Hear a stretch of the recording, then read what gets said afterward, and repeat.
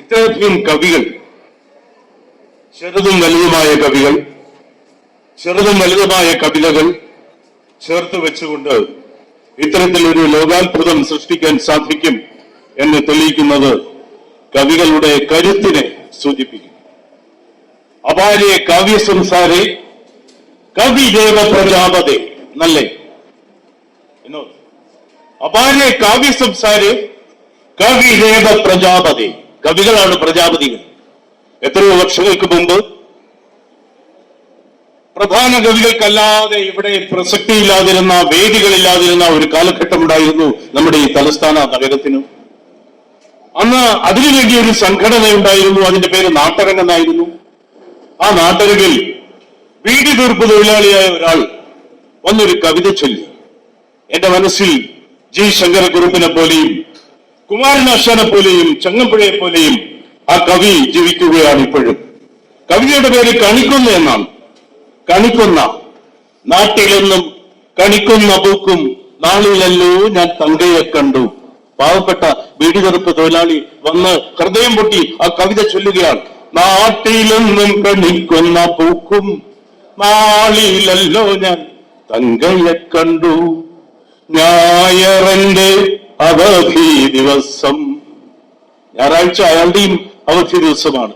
പോയിടും കൊച്ചു പെങ്ങളെ കാണാൻ. ആ പെങ്ങൾക്ക് ഒരു കൊച്ചുകുട്ടിയുണ്ട്. ആ കൊച്ചുകുട്ടിക്ക് അയാളുടെ ഈ ബീഡി തീർപ്പിലൂടെ കിട്ടുന്ന ചെറിയ വരുമാനം കൊണ്ടുള്ള ഒരു ചെറിയ സമ്മാനം വാങ്ങിക്കൊണ്ടാണ് പോകുന്നത്. നോക്കണം, ജീവിതമാണ് കവിത. കവിത അസ്വസ്ഥതയെന്നും കവിത പൊരുളിന്റെ അമൂർത്ത സംഗീതികയാണെന്നും കവിത പ്രാണനോവിന്റെ പരമ്പരയാണെന്നും പറഞ്ഞ കവി കുരിപ്പുഴ ശ്രീമാറാണ്. എത്രയോ വർഷങ്ങൾക്ക് മുമ്പ് എല്ലാ കവികളെ സംബന്ധിച്ചും കവിത അങ്ങനെ തന്നെയാണ്. കൊച്ചുകുട്ടനുണ്ടാവുമെൻ കയ്യിൽ എപ്പോഴും കുറെ റബ്ബർ മിഠായി. ആ റബ്ബർ മിഠായിയുമായിട്ട് പോകുമ്പോ ആ പെങ്ങൾ കളിയാക്കും. തീരെ കെട്ട വിലയ്ക്ക് വാങ്ങിച്ച് മോടി കാട്ടുന്നൊരു പണി വേണ്ട. തീരെ കെട്ട വിലയ്ക്ക് വാങ്ങിച്ച് മോടി കാട്ടുന്നൊരു പണി വേണ്ട. കവി പറയുന്നു, സൂചി കൊണ്ടവൾ കുത്തുന്ന കണ്ടോ, സൂചി കൊണ്ടവൾ കുത്തുന്ന കണ്ടോ, സൂചി പോലെ എഴുന്നൊരു നാവാൽ. ഈ വിധത്തിൽ ജീവിത സത്യങ്ങളെ വിളിച്ചു പറയുന്നവരാണ് കവികൾ.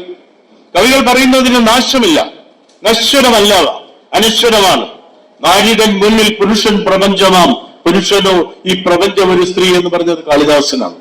നാരിയുടെ മുമ്പിൽ പുരുഷൻ പ്രപഞ്ചമാകുന്നു, അവളുടെ ലോകമാകുന്നു.